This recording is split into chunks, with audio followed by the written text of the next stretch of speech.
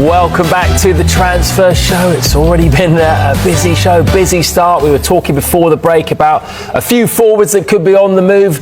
Could that be the case at Manchester United? We know that they need to sell. Darmish, Rasmus Højlund, let's start with him. Is he any closer to getting a move away from Man U? Not yet, but look, we know AC Milan were interested. They wanted to do a loan with an option. It's understood now that AC Milan couldn't convince Manchester United forward Rasmus Højlund to join on those current terms, because Manchester United and Højlund, in an ideal scenario, wanted a permanent deal. Now, this may sound like I'm about to contradict myself because of what I'm about to say. Milan, meanwhile, are now trying to close a deal for the Bayer Leverkusen striker Victor Boniface. RB Leipzig, they have been tracking Rasmus Højlund throughout this transfer window. They have been speaking to Manchester United about a permanent deal, and if a deal can be agreed in the last 12 days with Manchester United, then it will be up to Rasmus Højlund to decide whether he wants to go. Now here comes the contradictory bit, because Sky in Italy are now reporting that Napoli are now pushing really hard to try and do a deal for Rasmus Højlund, and it would be a loan with an option to buy. So not a permanent deal again. However, we think that Højlund might be more open to that particular deal than the AC Milan offer, because Napoli can offer Champions League football, which AC Milan cannot offer at the moment. Clearly, this will be by the by at the moment, because it would have to be cleared by Manchester United, any kind of deal that Napoli would propose, be it a loan with an option, because we do know that United's preference is to do a permanent deal. They want around £40 million for him, or if it is to be a loan, they would want some sort of permanent element attached to that deal. Initially, Rasmus Højlund wanted to fight for his place, but he was left out of the squad completely for that defeat on Sunday against Arsenal at Old Trafford. Head coach Ruben Amorim hasn't completely closed the door on Rasmus Højlund staying, but he has said that he shares the same characteristics as the new striker Benjamin Sesko, and it is clear, given how the squad has been picked in the first game of the season, that Rasmus Højlund is going to find his game time limited.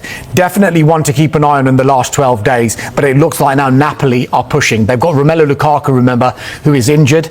They don't know how long yet, but they think so. That could be a key thing here. It could be. It could be months rather than weeks at the moment, which would again imply what would happen if Rasmus Højlund went and then Lukaku gets fit. Is Rasmus Højlund going to be back up to Romelu Lukaku? Potentially, yes. But if he goes there, plays really, really well, then Antonio Conte might have a decision to make on his selection. Okay, interesting. We've got our eyes on that. Højlund, one of the players that they'd like to move on if possible. Garnacho is definitely in that camp as well. Yeah, a player that's been muted about leaving Old Trafford over the course of this summer, but as of yet there's been no firm offer to Manchester United. We know that Chelsea have been in dialogue with Manchester United throughout the course of this summer. It's a little bit of a poker match, really. Who blinks first? Because we know that Manchester United will value Alejandro Garnacho at around £50 million, and they're probably right to say that, because you look at the players that have moved in those kind of positions. Anthony Elanga around £50 million. We know that João Pedro around £50 million. There are multiple players that are all in that kind of remit, so that's where their price tag comes from. However, Chelsea would rather pay around £25-30 million. They want to, sniff out a deal here, and they believe the longer they leave it over the course of this summer, the greater chance they're going to be able to get the price they want, because they know that Manchester United need to sell as well because of the number of outgoings. Alejandro Garnacho has made it quite clear he has one preference and one preference only, and that's to join Chelsea and move to London. That's what his desire is. If you're asking me and putting me on the spot, I'd probably say Garnacho to Chelsea is probably a deal that happens. However, Chelsea have to be really careful about what they spend this summer, because they have this UEFA business plan, this agreement that their player purchases do not exceed their player sales. They need to sell more than they spend, and that's where they're caught in a situation. Probably expect this one to rumble right to the wire. Right, okay. If you look behind us, there's one other player that we are going to talk about who is in the news as well with regard to departures. It is, of course, Jadon Sancho. Roma They haven't given up on striking a deal for Jadon Sancho yet. Their head coach, Gianpiero Gasperini, he absolutely loves Jadon Sancho. He is the key driver of this deal. They made an offer worth £20 million, did Roma, to Manchester United, which I think United will probably agree to in principle. Then it was down to Jadon Sancho himself. However, as it stands, we think Sancho wants to explore other options in the final 12 days. Besiktas and Borussia Dortmund are among a number of clubs who are interested in Jadon Sancho. Besiktas managed by Ole Gunnar Solskjaer, but we don't think at the moment that Jadon Sancho wants to go to Turkey. But if we get to the end of this transfer window and he's still a Manchester United player, the Turkish window is actually open for another 11 days. So you'll be sitting here again for another 11 days, maybe talking about Jadon Sancho. Yeah, but again, another one to keep an eye on, a Jadon Sancho situation. Gut feeling of those three players, Højlund, Sancho, Garnacho, who leaves first?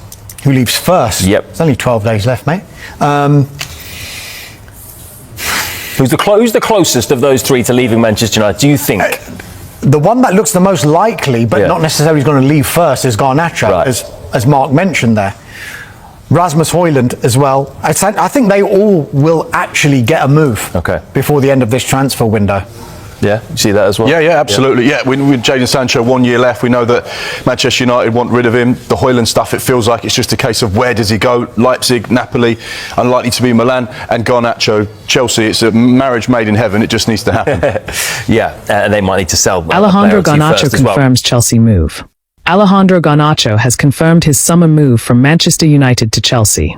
Manchester United's summer has been full of drama and speculation as Ruben Amorim looks to shape his squad for the new Premier League season. While new signings have injected life into the team, questions remain over certain players whose futures appear uncertain. Fans and pundits alike are watching how the Red Devils manage contract situations, potential departures, and internal disputes that could impact squad harmony. The Europa League final defeat to Tottenham in Bilbao continues to cast a shadow over Manchester United, particularly regarding player-manager relationships and morale within the camp. Attention has also turned to academy graduates, with supporters keeping a close eye on those who have emerged from United's youth system and may now be weighing their next move. One such player is Alejandro Garnacho, who has reportedly informed friends that he intends to join Chelsea, according to TalkSport. The 21-year-old winger has fallen out of favour at Old Trafford following a public spat with manager Ruben Amorim after last season's European disappointment. Chelsea are understood to have advised Garnacho to remain patient as negotiations progress, with club-to-club talks expected to intensify in the coming days. Manchester United have reportedly set a valuation of around £50 million for the academy graduate, reflecting both his potential and his status as one of the club's brightest prospects. However, Chelsea believe they may be able to negotiate a lower fee due to Garnacho's reportedly toxic relationship with Amorim, which could influence United's willingness to sell.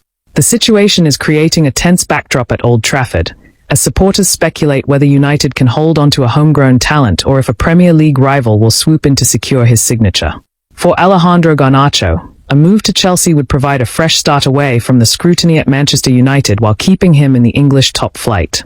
The coming days are expected to be decisive, with United's stance on the transfer, Chelsea's negotiation strategy, and Garnacho's own patience all playing key roles in determining the outcome.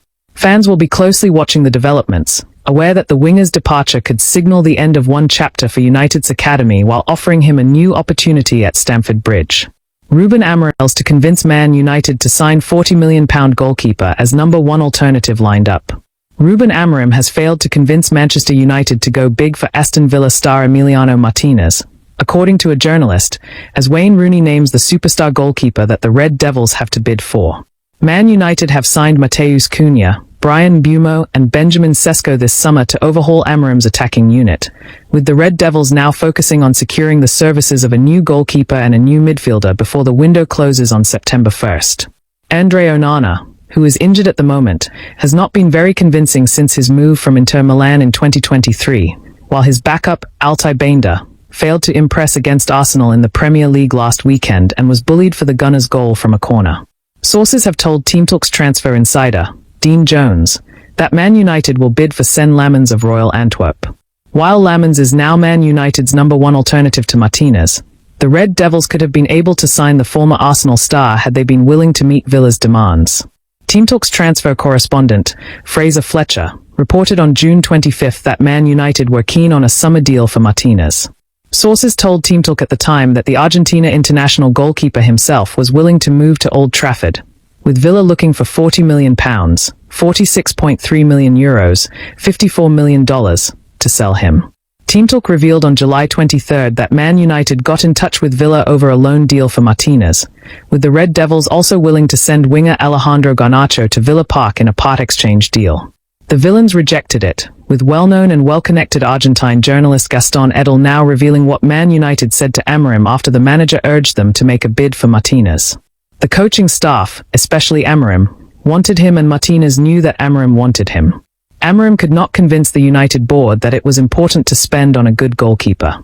Well, they told him that Onana was there and said, "Okay, we'll do you a favor and try," and they offered a loan. Aston Villa made it clear under what conditions he would let him go for a sale.